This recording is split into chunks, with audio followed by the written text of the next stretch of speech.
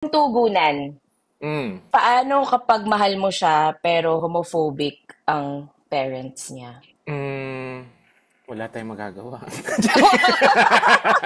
Tugon, Santa Santa Jolens, Jolens, tulungan mo po tulungan mo kami. po kami. Uy, very special ang episode natin today. Super grateful kami sa aming guest today Yes. kasi sobrang busy ni Madam. Pero napaunlakan niya tayo after lunch break. Thank you po. Totoo. Ang ating Ang kanyang pagbabalik. guest! Yes! Isa sa mga ni-request namin. So, si Chris yung coordinator namin. And all around, alam walang kahit ng podcast. Runner and everything, and assistant. And isa sa mga ni-request namin si Mayor Joy.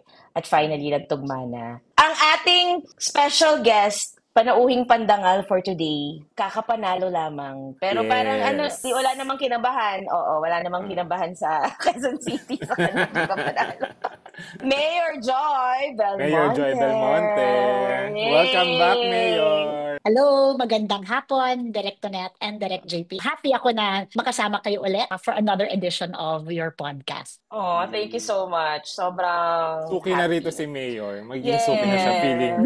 Feeling ko po marami sa team mo mga ka-eme din eh. Actually. Kaya ang dali rin namin nakapag-push ng guesting. Pero before that, mag-hi muna tayo sa mga ka-MS natin. 54,000 tayo dito sa Zoom. Joke lang yun, Mayor. 54 lang talaga yun. Wala lang yun. Para kunwari, love-laban. Parang first time ata natin sabihin yung totoo, no? Nahiya tayo kay Mayor Joy. Tapos sa Discord, 52. So, nasa 106,000 tayo ngayon na nakikinig kay Mayor Joy. Kahit umaga ha, kasi mga taong gabi po usually yung mga ka-MS. So, thank you. Everywhere around the world. Yes, marami dito ang mga taga-ibang bansa. Ayun. So, pa-follow lang natin yung theme natin for the month, which is, well, Pride. Sige na nga, i-celebrate natin ang Pride. Every June, oo. Every June lang nagkakaroon ng trabaho kasi... Tapos pag-uusapan din natin mamaya yung partnership ng Pride PH, yung Love Laban, ay sa Quezon City ulit. Isa sa pinakamalaking Pride celebration in Asia. I think in Asia, Naka 228,000 malamala, sabi sa reports. Pero I'm sure mas marami pa yon kundi lang umulan. Yan. Totoo. Okay, sige. Pakilala muna tayo, attorney. Kinabahan ako. Kinakabahan ka, go. te.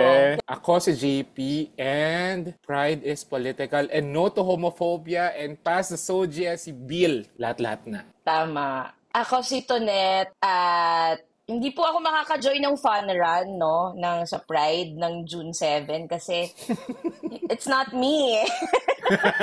Pero join ako sa June 28 sa UP Sunken Garden for this year's Pride March Love Laban. June 28 yan. And our guest, very special guest. Ano, papakilala ba ako? Yes po. Yes. Kunwari, hindi pa po namin kayo kilala, Mayor. Mga lang, oo. Ayan. Hello, ako po si Joy, isa pong advocate for human rights at isa sa mga taga-sulong po ng Love Laban at iba pa. Ang dami po nating mga activities this June for Pride Month. Lovely. Okay. At ito ang Walang Kwentang Podcast presents Santa Jolens, tulungan mo po kami. Yes. Uy, maraming ang activities ang Pride. So, kung di kayo maka-join ng fun run sa June 7, kahit dito lang yan, Mayor Joy, di ba?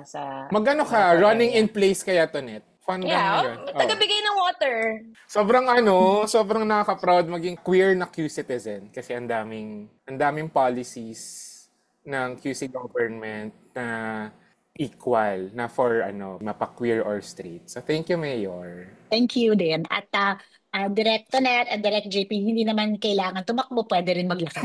Pwedeng fun walk. Walk with pride. Napagkahalata ang tamad si Tonet. Okay na ako, Mayor Joy. Tulog ka na lang. Gigising na lang ako ng gabi para sa June 28. Uy, tsaka sa QC, totoong hindi lang June nagiging rainbow. Totoo. Ang syudad. Nakita ko dito, nagkaroon pala ng LGBTQ commitment ceremony.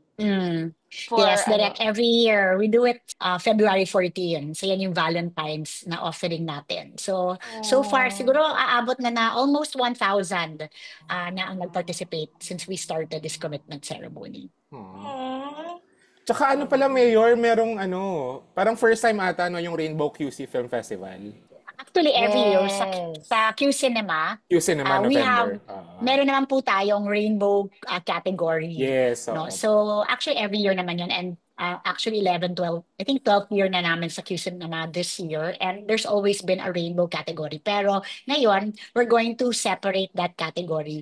So, it will have its own film festival. 3 araw lang naman sa May Gateway on the 27th to the 29th.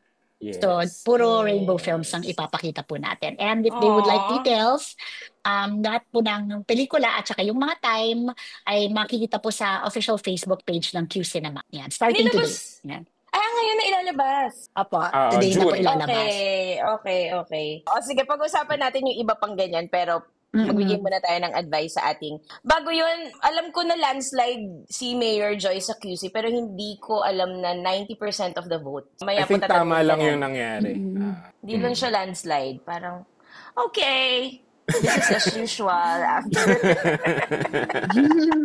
Okay, sige. Our letter sender is Filipina Babe ng Canada. Okay, may maiksi lang naman yung letter niya, Mayor. Hello po, Direx and Mayor Joy. Need ko po ng help nyo. Born and raised ako sa Philippines, pero nag-migrate po kami sa Canada noong 2020.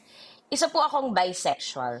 Ang sabi niya dito, meaning attractive to men and women. I think, ang gusto niya sabihin Baka ay attracted. Oo. Or pwede rin sa... Pwede rin attracted. Pwede rin siyang attractive talaga siya. Parang Pwede ganun rin, siya at least. ka-confident sa sarili niya. Yes, we love a confident queen. True. Sige, okay. May nakilala po ako rito and until now, girlfriend ko po siya. May isa lang po kaming problem.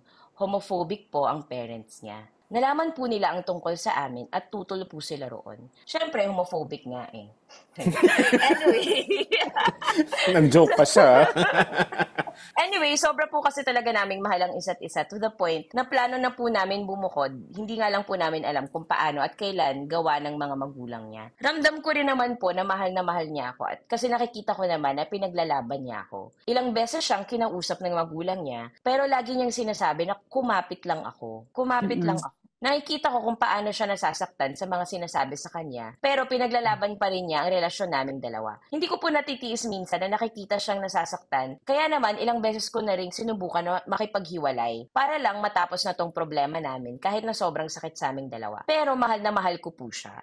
Araw-araw namin pinaglalaban ang relasyon namin, pero minsan sobra na talaga. Hindi ko po natitiis ang lahat ng sinasabi sa kanya ng magulang niya. Hindi ko rin po kaya na makita siyang nasasaktan, pero mahal na mahal po namin ang isa't isa. Ano po ang gagawin ko? May postscript siya. Favorite po namin panoorin ng dating call Tadhana at I'm Drunk, I Love You to the point na pinagbumura niya si Dio kahit ilang beses na namin pinanood. At gusto naming mabroken dalawa para lang sumigaw sa Kiltepan, para lang sumigaw ng ayoko na kahit mahal namin ang isa't isa at masaya naman kami pareho. Bukod nga lang sa mga magulang niya. Alate, nabasa na daw to, sabi dito. Nabasa na to? Hindi ko siya naalala. Hindi naman nakapagbigay si Mayor eh. Oo. At least si Mayor, bagong insight. Wow. Yes, bagong insight. Well, ako naman, tingin ko, syempre tayo, love wins tayo, di ba? Yes. Ang hirap naman makahanap at makatagpo sa buong mundo ng isang taong minamahal natin ng lubos at yung nagmamahal din sa atin. So, I feel that if you find that person, kailangan ipaglaban talaga natin yung pagmamahal natin. Pero ito lang naman yung akin na pagmasdan. When we started yung commitment ceremony namin na ginagawa namin every February, dati yung mga couples, dumarating sila, wala silang kasamang family. Ibig sabihin nun marami sa kanila talaga na hindi tanggap ng kanilang mga kapamilya yung pagmamahal nila. And yet they came to express their love publicly for one another, no? Pero I noticed through the years, meron na rin kasamang pamilya, magulang, hanggang nuli namin commitment ceremony just this year, last February.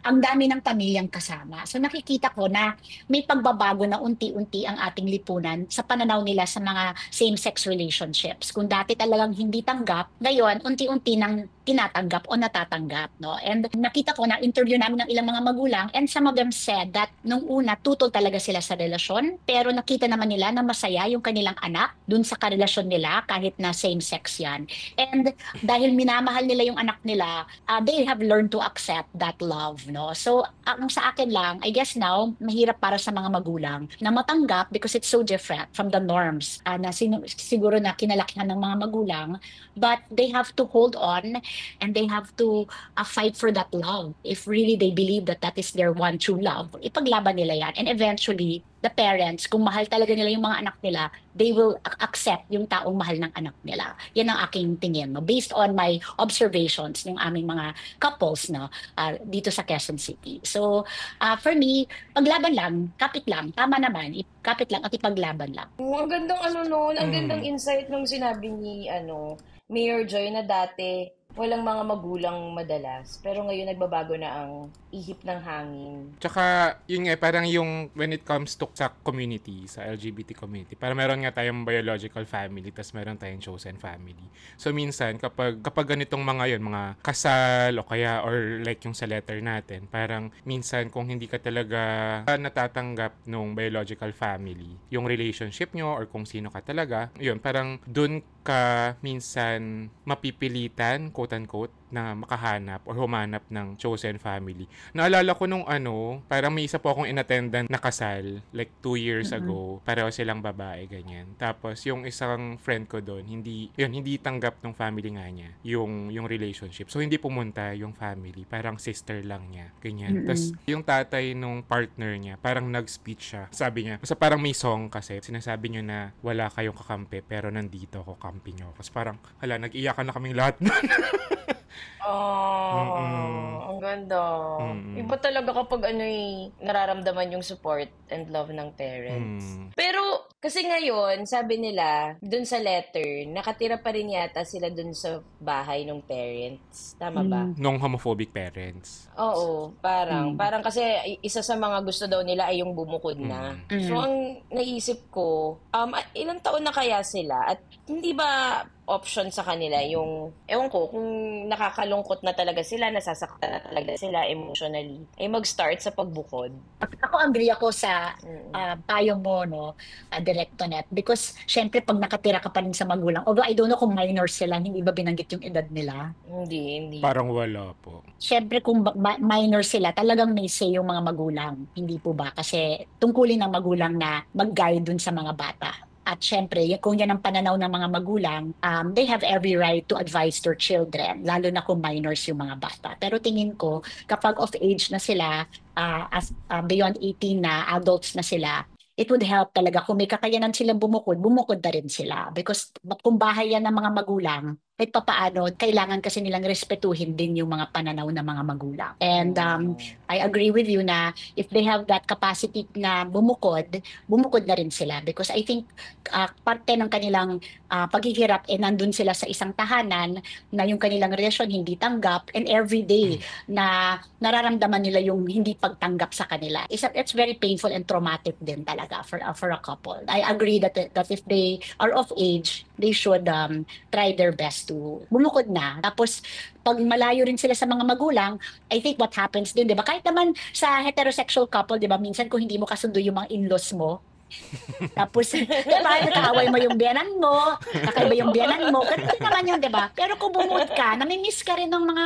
pamilya mo, namimiss ka rin, then they learn to accept, then they learn to see that I'd rather be in the good graces of my family, we'd rather be a happy family than na mahiwalay sila sa amin, diba? Kaya baka sa pagbubukod pa nila, tsaka ma-realize nung kanilang mga magulang na, sandali, mahal namin tong anak namin, at mas importante na masaya yung anak namin, diba? So, baka that's where they will have that realization. So, tama ka. I agree with you. Totoo. Tama yun yung sinabi ni Mayor. Kasi minsan yung distance, kapag parang may isolation ka with, yun, kunwari, ganito, homophobic family. Parang nagkakaroon ng time yung pamilya na makapag-isip-isip. Maisip nila yung mga ginawa nilang decision towards their child. Parang nagkakaroon ng ganong pag-iisip or realizations yung mga tao kapag nahihiwalay dun sa person. Oo. Tsaka siguro rin yung mga, for example, maliliit na bagay like mga magulang yung nagdedesisyon kung anong uulamin today. Yung mga ganong pagdedesisyon. Siyempre, pag bumukod na, yung mga ganong desisyon, meron na kayong say sa kung anong, kahit kasing liit ng anong uulamin or kung saan ba matutulog, kung today ba ay ganito or ganyan. So, I think may madudulo talaga yon sa pagpapalit din ng mindset and worldview. Hindi lang nung parents, pero sila as a couple.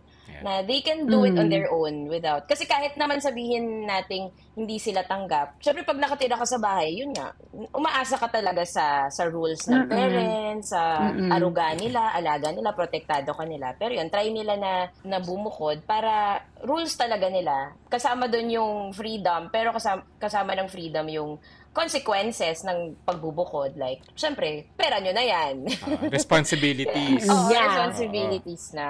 True. Tama. Kasi actually, di ba, Direk, minsan sinasabi ng mga magulang, as long as you're under our house and we are supporting you, you have to follow us. Kasi umaasa kayo sa amin di ba? So, kahit papaano, may say talaga yung mga magulang kapag nakatira ka at umaasa sa mga magulang mo. Pero kaya yung age dito na hindi nabanggit ng ating letter writer is very important. Kasi, syempre, kapag minor talaga, may responsibility talaga yung parent to guide the child. And I've read so many cases na yung mga magulang, yung mga advice, pag bata pa, talagang yung parents have that duty to, I guess, kahit yun, hindi yan yung kanilang norms, di ba? Kailangan pa rin nilang ipahiwatig yun sa anak nila as part of their responsibility as a parent. So kung hindi yan parehas doon sa paniniwala mo, you have to live with that fact because that is the duty of the parent.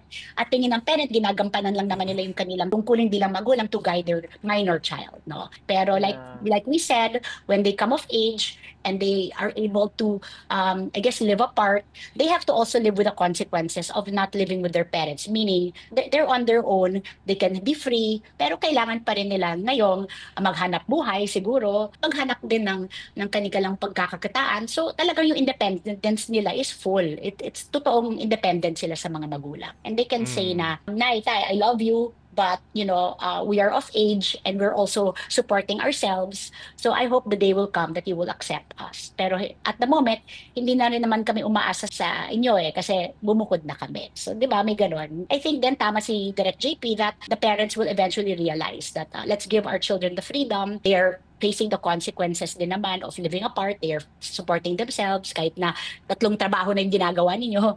Pero you're showing, diba, responsibility dun sa decision na ginawa ninyo. Kasi that's part of what it means to live apart. Diba? The consequences are there, pero yung responsibility to support yourself is also there. Then they will gain the respect of their parents pa, diba, Direk? Yeah. Nakikita nila ng parents, talagang seryoso tong anak namin na ipaglaban yung mahal nila kasi she's decided to live apart. They're working to support themselves. Sana eventually the parents will see, okay, let's accept them na because their love is real and their love has stood the test of time and also the test of society's norms, diba? Tsaka ano rin po parang kung na-explain naman na nila dun sa parents or naipaglaban na nila yung pagmamahala nila dun sa parents pero on the surface hindi pa rin talaga sila matanggap ng family. Parang kailangan talaga silang bigyan ng time na parang hindi mo na yan mapipilit talaga sa kanila kung hindi talaga nila tanggap. Pero time na lang yung makakapagdikta kung kailan at kung paano nila matatanggap yun. Kasi kung nagawa na nila yung part nila, parang okay na yun. Kasi nakakapagod din po na yung parang like na nakikipaglaban pero hindi naman nakikinig. So, nakakapagod yun. True. Isa sa interesting kasi 'di ba yung Canada, very siya, progressive siya, very hindi siya parang Pilipinas. Sobrang miles and miles and miles ahead na talaga yung Canada. Nakakalagay nga dito, Canada is actually one of the friendliest to the LGBT especially for travelers, ganyan. So, interesting na kahit 2020 pa sila nag-migrate doon. Hindi nahawaan yung parents niya ng inclusivity and acceptance and progressive views on the LGBTQIA+ community ng Canada, yung parents niya. So I guess sobrang strong lang talaga nung roots ng, ko siguro Catholic religion na sa parents niya, kaya ganun.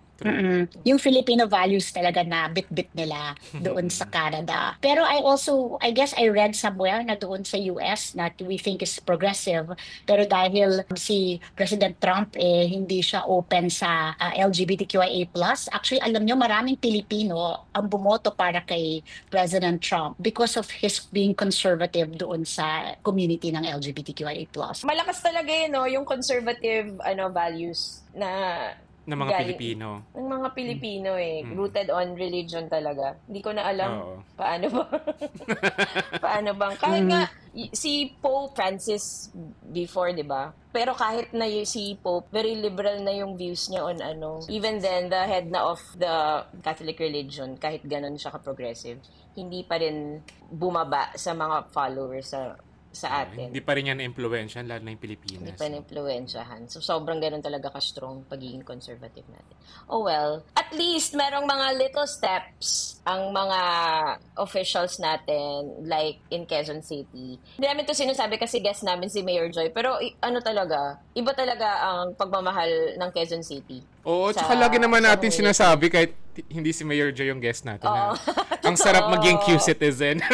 Totoo yan. Totoo yan. Mayor Joy, pwede natin i-invite yung mga ka-MS natin. June 28, nagbago na ng venue, guys. Baka old venue pa rin yung puntahan niyo. Ladies and gentlemen, the Lobo Children's Choir.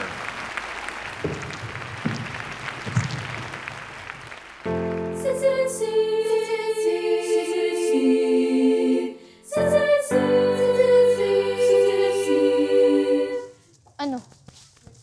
Anong? Sintonado ka, uy.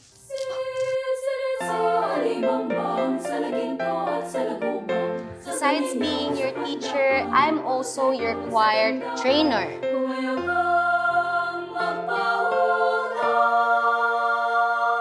Oh my God! Marag nagkanta ang mga anghel. Well, Alma, I think we can do this again. This time, mas paghahandaan natin ang competition. Alma, dili man tunin mo sa laang hitabo sa Manila, ha? Di ba talaga? Lahat ng mga konduktor doon ay aral sa abroad. Tsaka tanan. Ang saraman ko para mo tungtungad ko.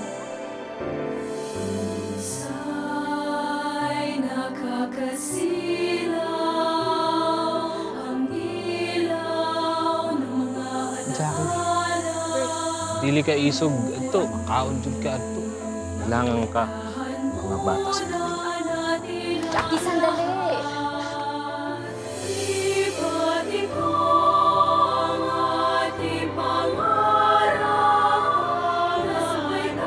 This group represents our province. Let's give the children another chance to dream.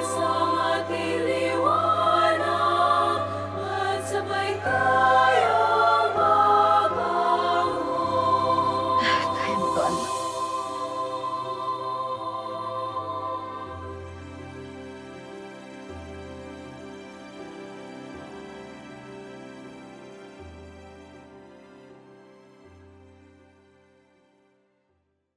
Okay, we interrupt this program for a very special interview with one of our good friends from the industry. So, si King, ang ating guest today, ay meron din siyang film na lalabas ngayong June 25 in cinemas nationwide, Song of the Fireflies.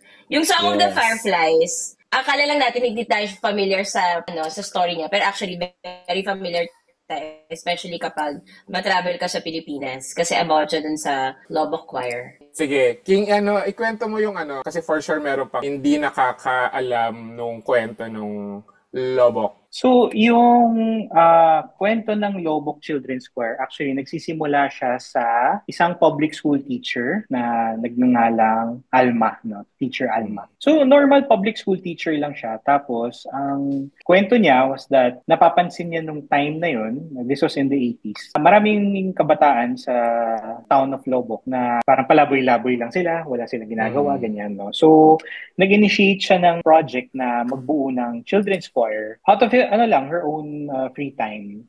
Tapos just to bring out the kids from the streets. Tapos lang sila. Kumbaga mabigyan lang sila ng recreational activity, no. Pero because of the persistence ng ni Teacher Alma, nagkaroon siya ng government support through the help of yung governor, wife ng governor ng time na yon, si Ikit Butalib. Tapos nakapasok sila ng Bohol. Ng Bohol. Ay, ng Bohol, oo.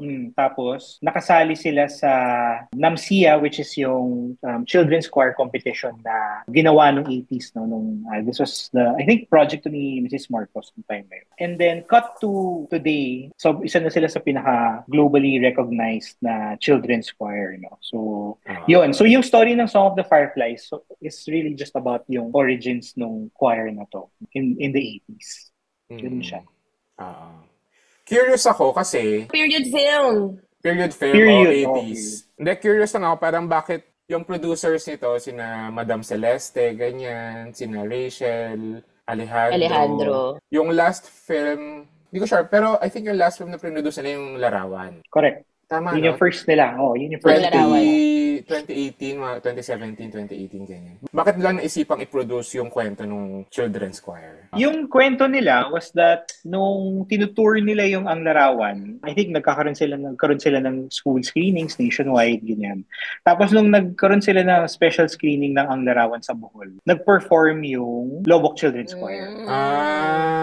Tapos doon nila nakita yung talent ng grupong to, and then siguro nagtanong-tanong sila, and then na-discover nga nila yung kwento, no, kung paano sila nagsimula. No? Yung parang very humble beginnings ng choir. So, I think, kakagaling lang namin nung media day with si Girly Rodis, one of the producers. Tapos kinakwento niya nga na ang goal talaga ng company nila, which is Culture-Tain, is to produce films na very driven sa culture and arts. So, I think yun yung naging motivation nila for making this their second film. So, ganun yung Lovely. Ang galing. Kasi bihira yung mga gumagawa nung talagang yung mga ginagawa pelikula ni na Madam Girly, ganyan. True musical. Correct.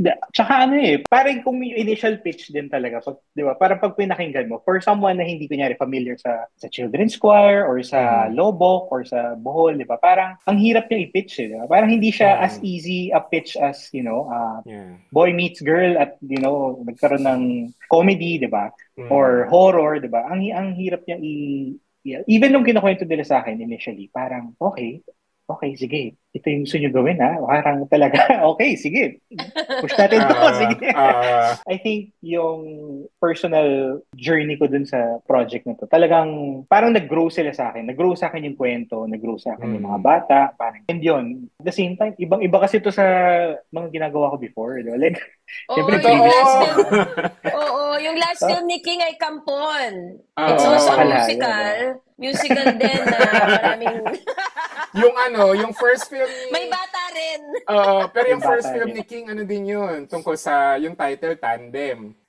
Musical na mga riding in tandem. May Bang Ali. Bang Ali naman yung isa pa. Diba?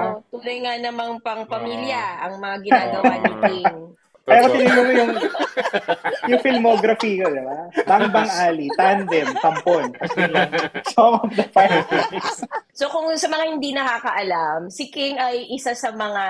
Nung uso pa, may tinatawag kasi kami dati na MTV, Mix, gano'n. May tinatawag kaming gano'n dati. Grabe makaluma ng panahon. Tapos, dati kasi sa Mix, tsaka sa MTV, pinapakita yung director, di ba? Sa MTV ba yun o sa Mix? Mix yata na pauso nun. Konti-konti lang yung umiikot. King Palisok, Quincy Ong, minsan Maria Mora, di ba? Sila yun. Feeling ko yun yung isa sa, ewan ko, yun yung roots talaga ng most of the directors na yun. Ang galing talaga, yun yung racket ng music video. Dati.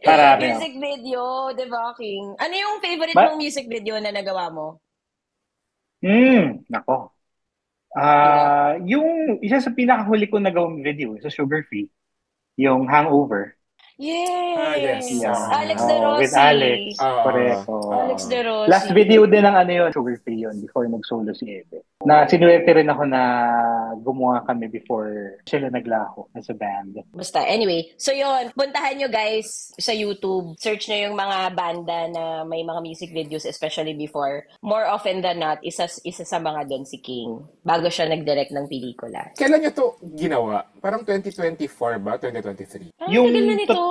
Yung totoong nabuo namin yung pelikula, 2023. Pero yung original na dapat mag-shoot kami was 2020. which is sakto, pandemic. Pandemic lang. Oo. Although noong 2019, nag-shoot kami ng trailer sa Bohol. Tapos, dapat yung material na shoot namin ng trailer, gagamitin dapat for the film kung mag-shoot kami noong 2020. So, obviously, nung pandemic, walang maplano yung mga producer kasi nga, masyado maraming factors yung kung kailan i-release kid. Kasi yung main cast namin, puro bagets, di ba? So, si Noel Comia, si Crystal Brimner, and then yung choir, yung mismong Lobok Children's Choir. Hindi makapag-schedule yung producers ng pag-shoot ng pelikula ulit kasi, of course, because of the pandemic. Tapos even sa Bohol may nangyari, nagkaroon ng typhoon, Odette. Yes, totoo. Na binaha yung simbahan nila doon. Yung church, oo. So, but nung time na mag-shoot na kami, hindi pa kami sure kung ma-retain namin yung cast. Kasi nga, ilang taon na lumipas, 2, 3, mga 2 years na lumipas ng time na yun.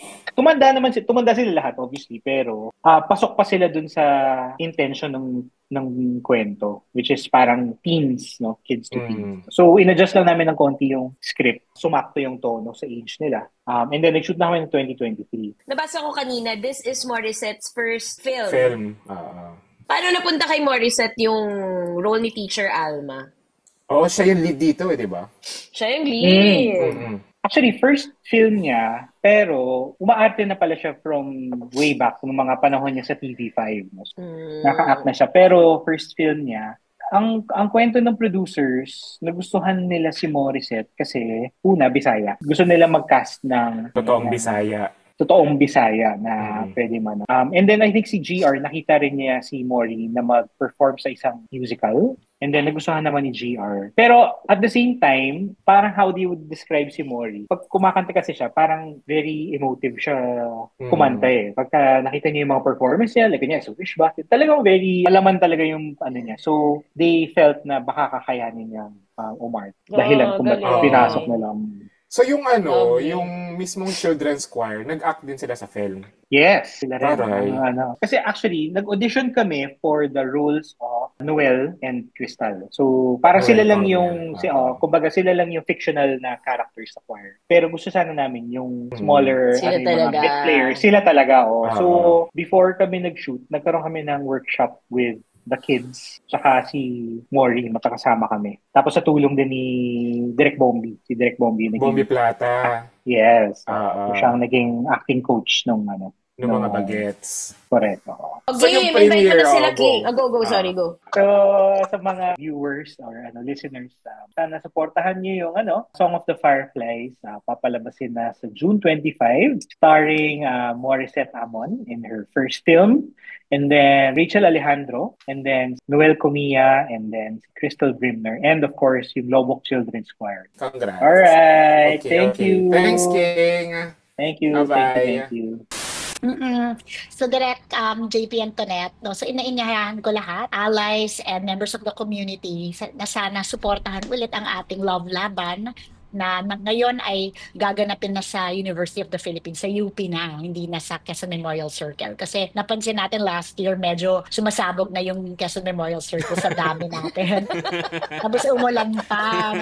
Talaga na. So talagang matindi naman din yung support ng lahat, no? Because despite all of the hardships in terms of the weather, yung sobrang sikip natin, nandun pa rin sila. And I appreciate that. Pero ayoko nang danasin pa ulit nila yung ganyang kahirapan. Kaya doon tayo sa mas maluwag. At nagpapasalamat tayo sa pamunuan ng UP, kay Chancellor Bistan, kay President Jimenez, na pinahintulutan tayo na doon idaos ang ating Love Laban sa taong ito. So mas malaking space, mas masaya siya. Lahat ng mga gagawin natin or ginagawa natin in previous years will still be happening. And hopefully we'll be also more prepared in terms of pag umulan. Alam naman natin rainy season, wala naman tayong magagawa kasi June is really rainy season sa atin. Sobrang paghahandaan natin yung pagbuhos ng ulan. We'll try to have more covered spaces for our community members and our allies para tuloy pa rin ang celebration. At syempre yung sound system natin ay aalagaan natin to make sure na walang technical problem kahit mabasa. Tuloy ang ligaya sa Pride Night natin. Kapag umuulan pa naman, Mayor, dumadami yung mga bakla. So, kailangan po natin mag-ready. Pero whole day affair to, di ba, Mayor? Mula umaga hanggang gabi. Okay. Mula 9 o'clock bulaklak ng umaga. Katulad din naman ng dati, nandun pa rin Yes. yung trade fair natin, nandyan yung graduation rites. Well, the graduation rites will be, I think, 2 days ahead. Sa 27th ata yun. If you remember, nagawa natin yan last year na ito naman is iba pang activity kasi marami tayong mga kilalang members ng community na they were not able to graduate or march down yung kanilang graduation as themselves. Napilitan sila magpagupit, napilitan sila magsuot ng pantalon kung ayaw naman nila magsuot ng pantalon. You know, they did not graduate as their true selves. And itong graduation rites, yung rights ay spelled RIGHTS. No? So it's your right to graduate as your true self, and we will have this same ceremony again on the 27th naman. Dito naman yan sa Quezon City Hall, may center namin. No? And we have as our special guest, hopefully ay nag-guest na siya, yung ating graduation speaker ay si Congressman Percy Sendanya, no, ng Akbayan. Yes. So, last year we had Kalad Karen, and si Kalad Karen kwento niya yung experience niya na nag-march siya as Ryan, yung kanyang dead name. Yeah, and then now nakapag-march din siya with us and our other graduates as our guest speaker as Kalad Karen, which is her true self. No?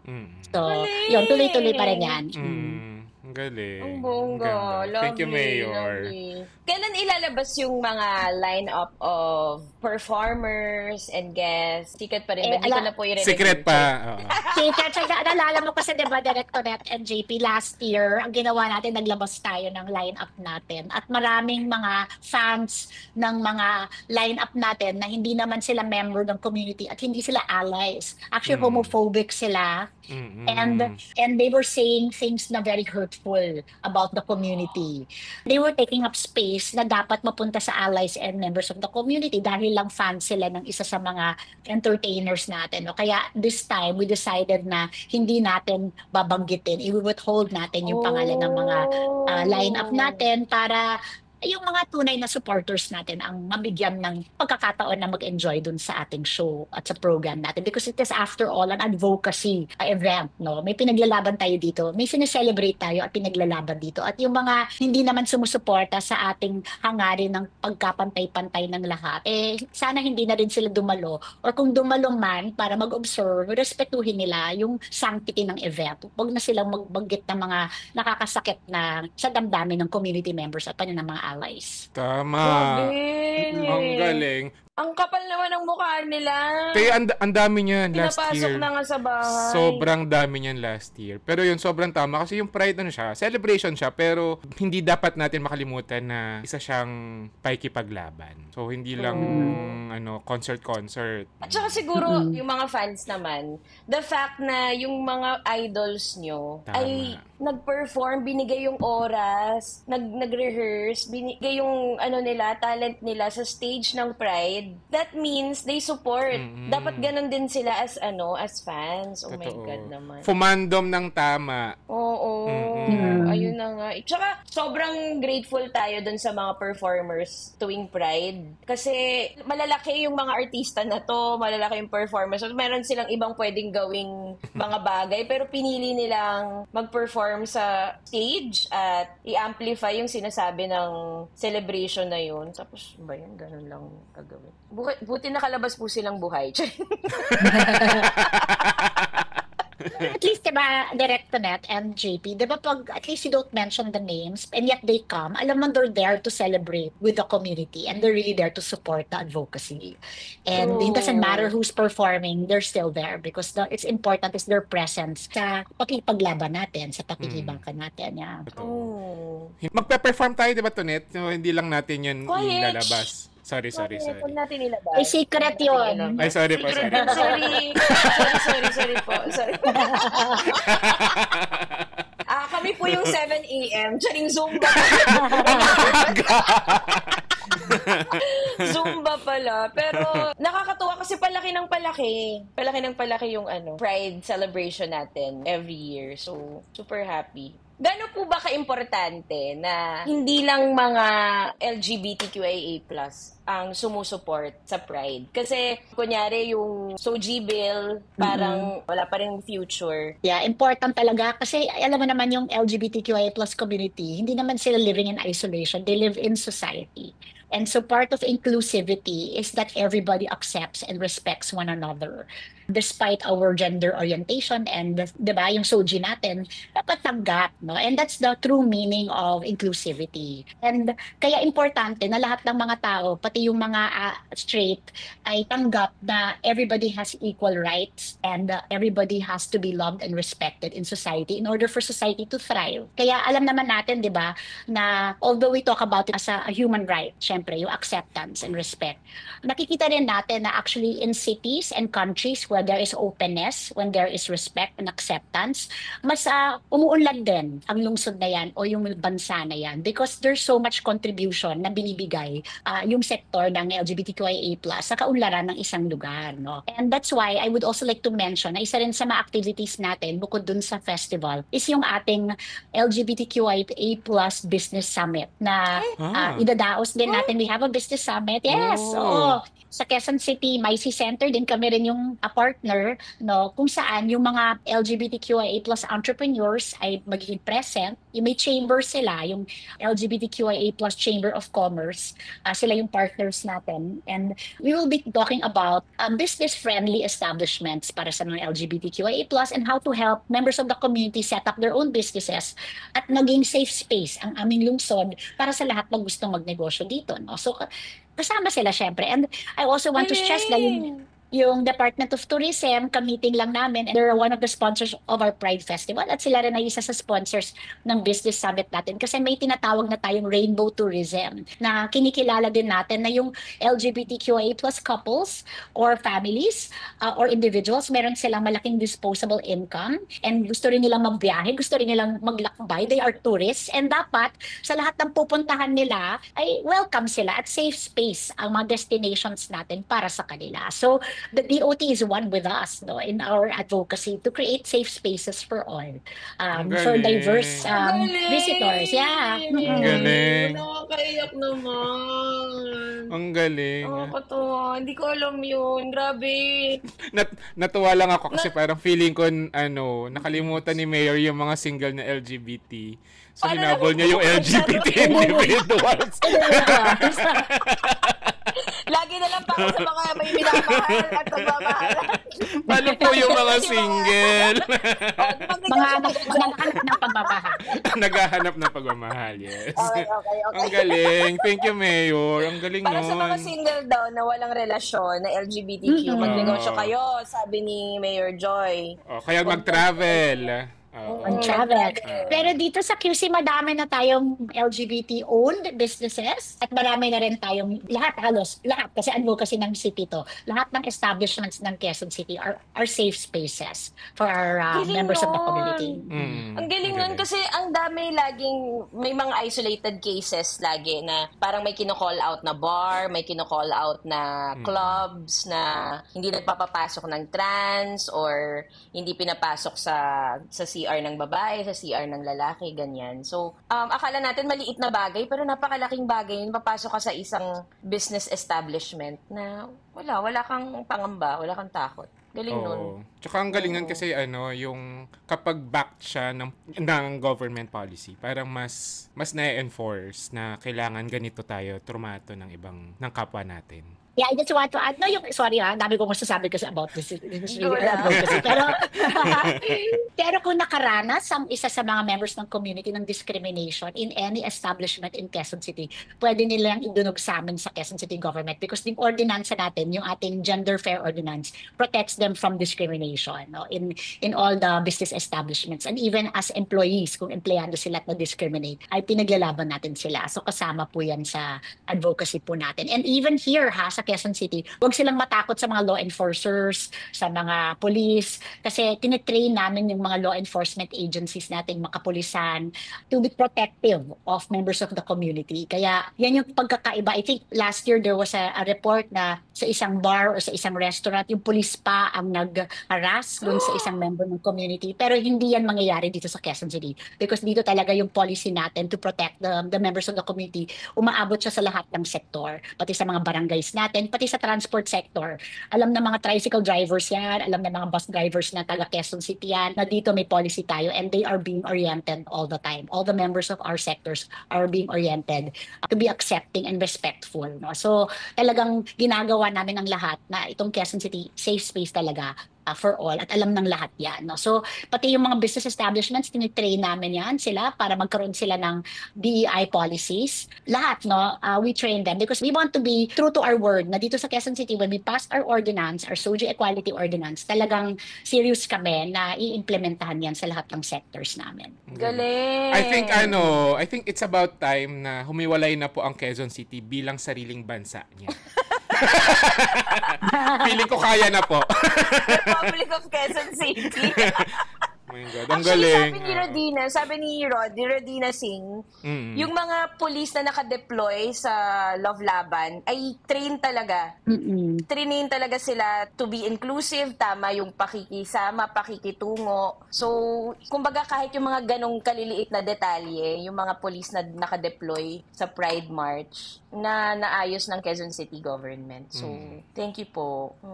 Saka meron din tayong hotline ha. So kunwari, syempre this is our policy pero sometimes may mga taong hindi nila lalalaman ito and they continue to discriminate. You can report them. Okay? You can report to our hotline 122. So ina-advertise ko na yan. Yan ay parang all-purpose helpline natin at kasama dyan ang discrimination sa members of the community. You can always report at tutugunan namin yan because our ordinance protects your rights. Yeah.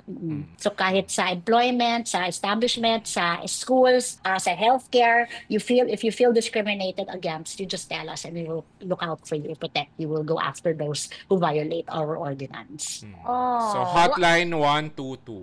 It's for everything. It's like, is it like 911 po? It's for everything. Pero more, kasi 911 is really just for emergency calls. Yeah. Pero dito, ginawa namin, kahit meron kang mental health problem, victim ka ng any kind of violence and abuse, you can call this hotline at may tutugon, may sasagot. Kasi for us, this should be like an all-purpose number that lahat ng mga problems natin, you can call this number and we will be there for you. So well-trained ang aming mga call center agents. Even, lalo na mental health is a big issue now, di ba? At alam natin there are members of the community that always experience mental health because ng health issues like hindi tanggap ng pamilya, dinidiscriminate. Pagtawagan niyo po ang number na ito, may sasagot at tutulong sa inyo. Ang galing. Ang galing. So kabahan na yung mga homophobic kasi kakampi namin si Mayor Joy. Kumanda kayo. Ito sa lang to ha, sa Pride lang to. Na balita na rin, in-apply na ang Quezon City to be, Creative City of Film. Creative City of Film. Wala pa pong balita doon. Quezon City is the home of Q Cinema. At malapit na mag-Q Cinema, papalabas yung mga award-winning films from all over the world, from Cannes, from Venice, from Berlin, etc. Well, tayo lang, I don't know kung there are other cities, pero we have a Quezon City Film Foundation. Meron tayong Film Commission. So we give grants, we give trainings, we host international events pertaining to various aspects of filmmaking. So nag-apply po ang Quezon City for that UNESCO Creative City of Film. At mukha namang mag-pray tayo, Direct Tonet and Direct JP, na maging successful at gawaran sa atin itong karangalan because it's going to make us, really put us in the map, no? Itong ating lungsod. And then we just recently passed an ordinance nga pala. Di ba hirap na hirap ang mga filmmakers gumawa ng film kasi ang dami nilang kausap, tapos kung ano-ano yung fees na binabayaran nila. We passed an ordinance now na creating a one-stop shop for filmmakers. So isa lang ang office na pupuntahan nila ngayon. So we're currently setting it up. Isa lang ang kausap nila. Sila magsasabi sa amin, we need crowd shots, we need to shoot in a school, we need to shoot in a slum. At kami na po ang mag-organize yan at makikipag-ugnayan sa iba't ibang mga agencies para hindi na mahirapan yung mga filmmakers. So it's a one-stop shop for filmmakers para mapadali at hindi sila pagsamantalahin, hindi na kung ano-anong fees and charges ang hihingin sa kanila sa iba't ibang shooting locations. Ngayon, ang gobyerno na lang ang kausap nila. No? So, napasa na yung ordinance at ngayon ay sineset up na namin yung office. So, very soon. Thank you po. Sobra. Nakatanggap ako ng email niyan nung nabasa ko. Parang, okay. Ang galing nga. Tsaka nakatanggap din kami ng email sa Project 8 projects na para magiging part ng newsletter, yung Project 8 for all mga news, on our company, mga films, kailangan ng grants. Ang galing! At saka actually meron din, ito hindi na to nun, pero nakatanggap din tayo ng yung Basta Cafe na maging part ng activities ng Quezon City. So ibig sabihin may ganong efforts to really help the SMEs na mag-a-apply kayo doon, so pwede kayong maging part ng any or all activities ng Quezon City kapag tatama doon sa nyo, sa lugar nyo. Thank you. Ang galing. Sana pumasa yung yung Creative City of Film kasi I think ang meron lang sa, di ko lang kung totoo, pero yung sa Asia, yung Busan Ang alam ko Busan yung Creative City of Film, yes. Sa Asia. So kung pumasa tayo yung first sa Southeast Asia. Oo, sana. Taray! Lovely. Ipanalangin natin. Ayun nga, yung sinabi ni Mayor, yung nagbibigay na rin ng grants, yung QC Film Commission. Kasi, di ba parang dati, hindi mo makikita yung Philippines na parang co-production, France, Korea, etc. Ngayon, meron ng Philippines. So, nakakatuwa na meron ng ganong klaseng initiative. Galing. True. Kasi iba rin ang film tourism. Iba rin ang nadudulot ng film tourism. Not just shooting locations in the Philippines, but also traveling here to watch films during film festival season. Thank you po. Pero I just wanted to add, diba yung ating Q Cinema, it's not anymore just for the Philippines. It's already parang a Southeast Asian film festival. So last year, well, of course, may mga visitors talaga. Pero last year, ang dami talaga nating bisita galing from the other ASEAN countries na lumipad talaga sa Pilipinas para lang makilahok at manood ng mga ASEAN films na kasama sa festival competition na category. And ibig sabihin, tama ka, Director Net, na film tourism is also a very special kind of tourism that attracts visitors, no? Tsaka nakakadagdag sa kaunlaran ng ating lungsod. So, hopefully, tuloy-tuloy na ang itong ating pagiging film capital ng Philippines, sana tuloy-tuloy na siya. Nakakatuwa kasi, di ba, after ng mga film screenings, nagkakaroon ng mga parties sa different bars and talaga namang buhay na buhay ang night scene ng QC. Lalabanan namin ang poblasyon. Iba't ibang klase gusto mo. Saka rooftop. Sorry. Tower. Sorry. Iba-iba ang inuman dito sa QC. Iba sa poblasyon, iba sa Quezon City, sa Cubao Expo. Iba yung North. Iba pumarty yung North. Iba pumarty yung Manila, iba. Okay, after all this, ang gusto ko pong malaman, Mayor Joy, kasi last term na ni Mayor Joy, iiwan nyo na po ba kami? Quezon City. Ano pong next plan? I know 3 years from now pa yon, pero mabilis na lang po yung 3 years. Oo, mag-extra lang ako sa mga pelikula ninyo. Walang talent fee. Change career. Change career. Kailangan ka po namin. Pag gusto nyo na po ng higher office, ganyan, we are here. Definitely to help and support. Yes. Yes, campaign. Mayor. Sabihan nyo lang po kami, ready po kami lumaban with you. True. But thank you. I think that's I think yun yung parang pinaka isang makikita po gaano ka mahal ka ng mga kinasasakupan mo yung kapag, paano pag natapos na yung term? Ano nang mangyayari? Malaki yung shoes na i-fill in nung papalit. True. Very, very big. Thank you po. Thank you, Mayor Joy. Thank you, Mayor. Always a pleasure to be with you. Thank you. Next time sa cafe na, Mayor. Thank you, Mayor. Director na tayo movie, promise mo. Yes, nag-promise si Mayor Joy na merong block screening. Nakontrata mo na agad. Parang ilang minutes lang akong nawala. Oy, hindi ko kinontrata. Nag-volunteer si Mayor Joy. Siya nagsabi. Totoo ba yun, Mayor? Oo, si Mayor Joy. On record, okay. On record.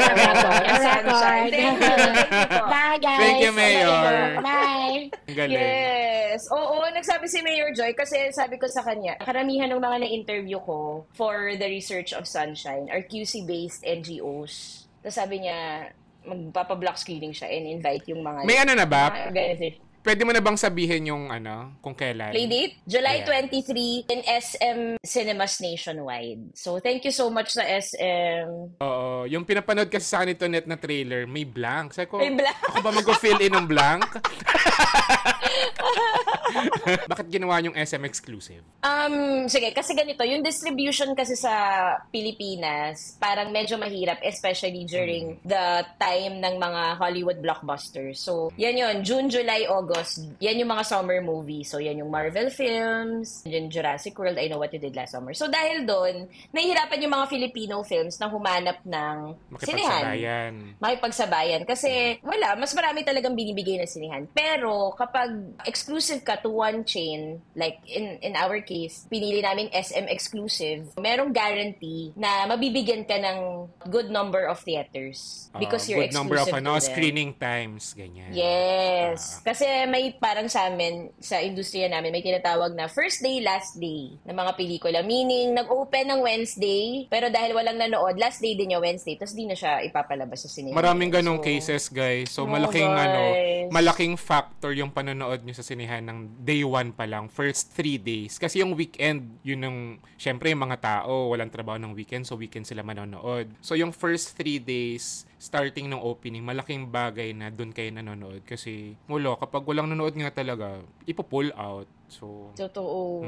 Kasi minsan, zero talaga, ganun. So, oo, totoo. By Thursday, wala na. Ibang pelikula na yung nakalagay. So, para maiwasan yon, dinecide naming producers to go exclusive. So, thank you, SM. Ang SM kasi sobrang daming SM cinemas, diba? So, even provinces in Visayas and Mindanao. So, ayun. Thank you, guys. Bakit July 23? Kasi yung lucky number nito net for this year ay 5. So, 2 plus 3. May math pa! Tsaka magkakaroon tayo ng KKB screening ng Sunshine. Bilang si Tonet yan, ipagpipilitan niya yan everyday. Merong KKB. Mamumulubi kayo. I-announce ko na, dahil SM exclusive kami, nag-yes na yung SM. So, mas mababa ang ticket prices for Sunshine. Ay, talaga? Yes, mas mababa. So, mas 150 ganon? Grabe ka naman, ma. 1993 ba? Kalahati! So, binigay na kayo sa kamay, gusto ko yung kabila. Kalahati yung binaw. Alam mo yung mga taga-Taytay, SM Taytay Ganon kasi kami noon. Kapag sa Taytay kasi pinalaki kami na parang kapag sinabing discounted, kalahati agad. Ganon nga dapat yung tawad, guys. Pag tatawad kayo, kalahati. Oo, kalahati yung tawad. agad. Okay, lalo sa ibang bansa, Bangkok, Vietnam, Cambodia, kalahati ang tawad. Nakwento ko ba yun dito? Yung dati, yung sa Bali. Tinanong ko kung magkano yung gusto ko. Sabi ko, kalahati talaga. Tumalikod yung tindera. Ay, hindi to Pinoy. Sorry po, trinay lang. Tapos ikaw yung lalapit. Sorry, just joking. Yeah, so ang ticket prices, so mas mababa for Sunshine. Thank you SM Cinemas, maraming salamat. For Metro Manila, it's $275. For Visayas Mindanao, Luzon, Visayas Mindanao, it's $230. It's giving early 2000, late 90s. Gusto ko lang sabihin na si Papa P, nag-yes siya sa to do a cameo in Sunshine. Tapos, binigay ko sa kanya yung script, nag-yes siya doon, binasa niya, nag-yes siya agad, tapos di siya nagpabayad. Tama si RJB, si Papa P yung baby. Siya yung lumaki. Pero syempre, nagbigay pa rin kami ng honorarium. Pero ayaw niya talaga tanggapin yung TF. Grabe, so, Papa P for the next Santo Papa. Si Sir Piolo kasi, kasama ko na siya nung first film ko as a script con sa Paano Kita Ibigin. So, we go way back. Wow! Welcome to Heaven's Resort! So, may dalawa na kaming Battle of the Brainy every month sa Basta Cafe. Yung Battle of the Brainy namin, yung trivia night namin na pop culture edition every time. Within 15 minutes, ubos yung slots. Oo. Ganun siya kabilis. Oh my God, wait lang, may papakita ako. So, dahil nauubos agad, within 15 minutes, ginawa na namin na nakaschedule na kung kailan mag-sign up para na nakakapag-prepare yung mga tao. Mas pinabongga at mas pinalaki namin ang Battle of the Brainy. So, groups of 4 minimum na to 6. Tapos additional prizes. So merong alak, merong GC, at sure slots. Kapag nanalo ka, you have sure slots sa next Battle of the Brainy na round. And the last new prize is... Nasusunod si Papi. May pakorona kami. Yes! Pinagawa na. Coronation night. Yes. So same manufacturer ng Miss Universe crown. Itong crown na ginawa namin. I'm so sorry. Tapos, meron kaming stall. Oh. Kita nyo yan?